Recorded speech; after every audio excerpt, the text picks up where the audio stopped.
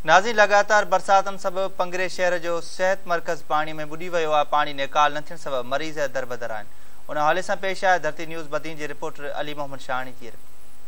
इन वक्त असीं शहर पंगरियो में मौजूद आहियूं। पंगरियो जो सिहत मर्कज़ जेको ॻोठाणो सिहत मर्कज़ है वो मुकम्मल तौर बरसातनि खां पोइ उन में पाणी अची वञण जे करे हिते जेके मरीज़ आहिनि तमामु घणो परेशान आहिनि कि मलेरिया समेत गैस्ट्रो जो बीमारियूं हली रहियूं आहिनि। इन हवाले सां हिते जेके शहरी आहिनि रहवासी आहिनि उहे जेको हिन सिहत मर्कज़ ते इलाज करण लाइ त अचनि था, पर हिन वक़्तु जेको सो पाणी हिन में भरिजी वञण खां पोइ निकाल न करण जे करे हू दरबदर आहिनि ऐं प्राइवेट अस्पताल ते इलाज करण ते मजबूर आहिनि। इन हवाले सां शहरी असां सां गॾु अचो तो साण ॻाल्हि ॿोल कयूं। वधीक असांखे छा था ॿुधायो साईं, असांखे ॿुधायो कॾहिं खां पाणी बीठल आहे? 5 तारीख़ बरसात जी आई है, तीन आयो है, बरसात आई उन में पानी वधी वियो, शहर सॼे जो ड्रेनेज हिते थो अचे। मरीज़ अंदर मटण लाइ परेशान आहिनि, ॿाहिरि वेठा हूंदा आहिनि, ॾिसंदा हिते को दवाऊं ॾेई वञे त ॾेई वञे, भई अंदर केरु मटे। इन करे अचे थो अमलो बिल्कुलु अचे थो असांजो, हुननि खे ड्यूटी ॾियणी आहे, पोइ हिते वेठा हूंदा आहिनि, छा कनि।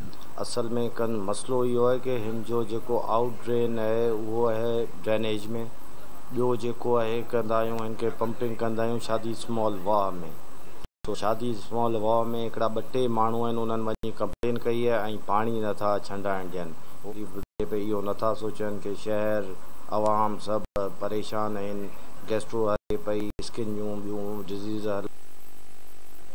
सिहत मर्कज़ आहे जेको हिन टाइम तमामु पाणी जे हेठि आहे ऐं माना पाणी निकिरण जो अञा ताईं परे परे जो असांखे को माना इम्कान नज़र अचे कोन थो। रूरल हेल्थ सेंटर पंगरियो जो जेको आहे इन में रुगो 50,000 खां मथे जी आबादी आहे ऐं इन में हीअं पाणी जेको तव्हां ॾिसो पिया, इन पाणी जो निकाल वग़ैरह कुझु बि कोन्हे, किथे बि कोन्हे। जे निकाल सिस्टम जेको ठाहियो वियो त जेको ठेकेदार पाइपनि जा पैसा खाई भॼी विया, इहो बि हिन जी मिली भगत जे करे, जेके वस वारा वेठा हुननि जे मिली भगत जे करे।